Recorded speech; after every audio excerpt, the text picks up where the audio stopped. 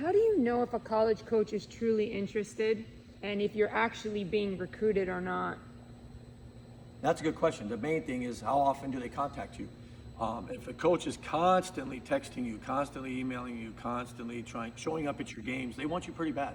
If it's an occasional, you can judge that. If you're being recruited by 4 or 5 schools, the one that texts you the most probably wants you the most. And I always advise my players to go where they want you the most, because they're going to want you to play. Other schools, you might be a fallback. You might be just a second guard, and you're a guy they're just bringing in case. So I always determine how bad a coach wants you by how often they contact you. When I was a Division I coach, the kids I really wanted, they knew it. I mean, I was on them all the time.